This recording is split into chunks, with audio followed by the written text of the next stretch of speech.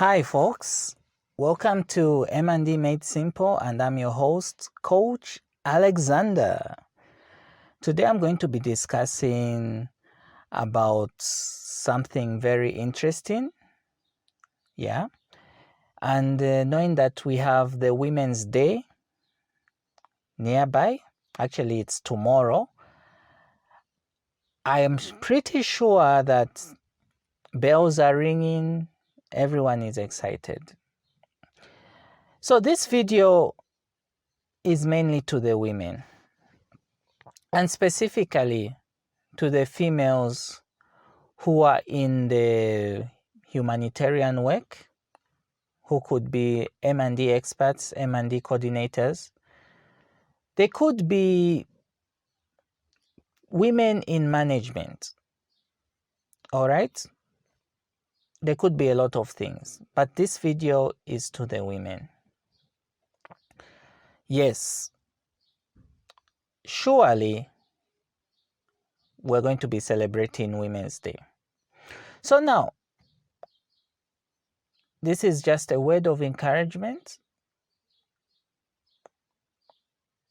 We need to continue forging ahead in everything we do. That is critical. So the women, the females in the workforce face many challenges.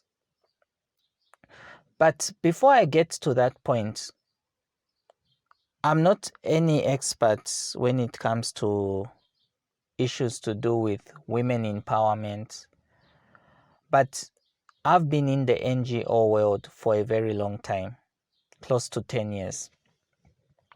And it's a language that keeps coming up. Many of these organizations that are implementing programs around the world, that are implementing projects, usually are encouraged, all right? But I think encouraged is an understatement, because normally donors want to see these organizations that are implementing, these donor-funded organizations that are implementing projects, they want to see them spearhead the equality first agenda, where women are empowered, where women have equal rights. This is a good thing, all right? And I strongly believe in it, because it is not right for women to be marginalized in society, to be mistreated. If you go to other places in the world, you'll find that women are mistreated. They are not being given an opportunity to advance their careers simply because they are women. They are not being given that opportunity to make their own decisions. All right? In other parts of the world, they can't gain access to finance, or they can't even gain access to property the way a man would, so those are the issues. So now it becomes challenging, because let's say you have a family, the man passes on, and the woman has to take charge of looking after the kids. All right? It becomes really challenging. Things move slowly. So it's really important that women are empowered. All right? That cannot be overly emphasized, because usually it just creates a lot of big problems, even in society, when you have these issues which keep coming up, where women are being mistreated and they're not being given that equal opportunity to access resources the same way the man does. So it's important that in the workforce, we've got female M&E specialists, female M&E project managers, and the list goes on. It's important that they continue to drive this agenda forward. Yeah, because even the work they do, it has an impact. It has to start from there. It has to start at the highest level. So they need to drive their agenda. They need to ensure that even as they do their M&E interventions, they are protected. Their beneficiaries are protected. So how is this done? For starters, the organizations need to have gender policies, okay, or gender sensitive policies, because when we say the word gender policy, people might think we need to have a document that is just gender entitled gender policy. No, it may not be that, but they should be gender sensitive. You know, there may be existing policies, but they need to be gender sensitive, gender friendly. So what this entails is that there is need for everyone to buy into this idea. I did a video where a certain lady had been mistreated. In this modern age, we are still having women being beaten, abused, you know. These things happen, they are not right. But at the way I saw it, it was quite alarming. So now, what we need to be doing, in my view, is now coming up with programs, mind-changing programs that will educate both the men and women on the need to respect each other's rights. Because normally, when we talk about gender empowerment, we are looking at women, okay, in most cases.